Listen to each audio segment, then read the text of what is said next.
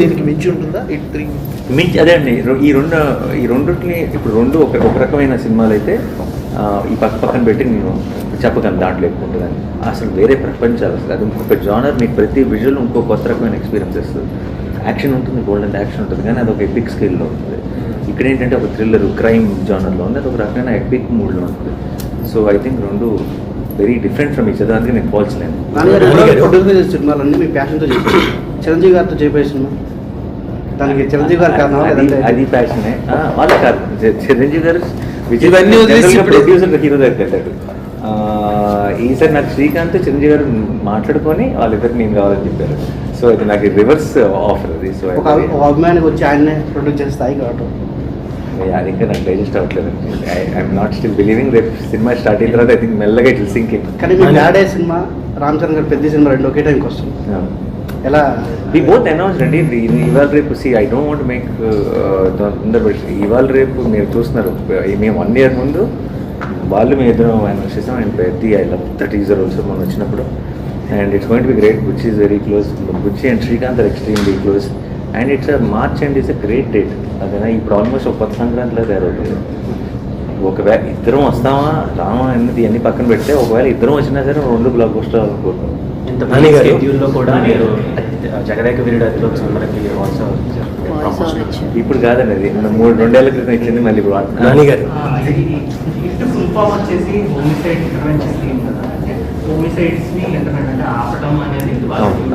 So homicides ని ఆపాలంటే మనం కూడా లాట్ ఆఫ్ బ్రూటల్ కిల్లింగ్స్ చేసి హోమిసైడ్స్ చేసి ఆపాలి అనే టైప్లో లేదు. మీరు ట్రైలర్ చూసారు అలా అంటున్నారు అర్థం నాకు. బట్ ఇప్పుడు పోలీసు అవును ఈడేంట్ నేను చూసాను కామెంట్స్ ఫస్ట్ టీజర్ చూసినప్పుడే.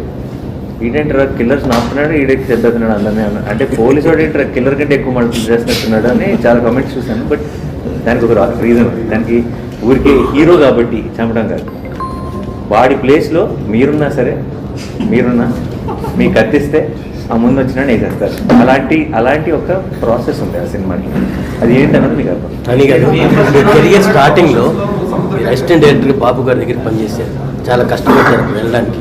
తర్వాత మీరు ఒక హీరో స్థాయికి వెళ్ళిన తర్వాత బాబు గారిని కలిసి చూసుంటారు. ఆయన ఇచ్చిన సజెషన్స్ ఏంటి, మీరు షేర్ చేసుకున్న విషయాలు ఏంటి? నేను నిజంగా లైఫ్లో నాకు ఒక చాలా గర్వంగా ఇప్పుడు ఇన్ని మీరు అంటున్నాను కదా జర్నీ ఇక్కడి నుంచి ఇక్కడికి వచ్చింది. ఇప్పుడు ప్రొడ్యూసర్ అయినా చిరంజీవి గారిని ప్రొడ్యూస్ చేస్తున్నాను, ఎలా అనిపిస్తుంది, ట్రస్ట్ ఎలా అనిపిస్తుంది అని చాలా పాజిటివ్ కామెంట్స్ ఇచ్చారు కదా. నిజంగా నేను చాలాసార్లు వెనక్కి తిరిగి నా జర్నీ చూసుకుంటే నేను గర్వపడే నా కెరీర్ గురించి చాలా గర్వంగా అని నాకు భలే కుదిరిందే అని నేను గర్వపడే ఒకే ఒక విషయం నా కెరీర్ బాబు గారి దగ్గర స్టార్ట్ అయ్యింది.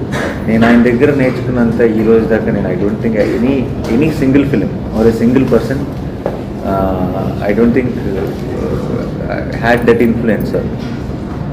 బాబు ప్రతి రోజు ఆయన పక్కన ఉన్నాం అండి దాదాపు జరిగిన రోజు. ఈ రోజుకి చాలా విషయాలు ఆయనైతే నవ్వేవాడా, ఆయనైతే ఎలా రియాక్ట్ అయ్యేవాడు అన్న మైండ్లో తెలియకుండానే సబ్కాన్షియస్గా ఆ రోజు నుంచి ఈ రోజు దాన్ని has the biggest influence on me. And is the greatest person who I met in person also. అంటే నా లైఫ్లో నేను చాలామంది గొప్ప వాళ్ళు కలిసాను. చాలా ఎంతో ఫిల్మోగ్రఫీ ఉంది. అసలు నేను చిన్నప్పటి నుంచి పుట్టినప్పటి నుంచి ఒక గొప్ప స్టేజ్లో ఉన్నాను. ఎంతమంది కలిసాను because of my profession. But అలా నేను కలిసిన ప్రతి అందరిలోనూ నిజంగా ఒక గ్రేటెస్ట్ వ్యక్తిని సెలెక్ట్ చేసుకోవాలంటే అది గొప్ప.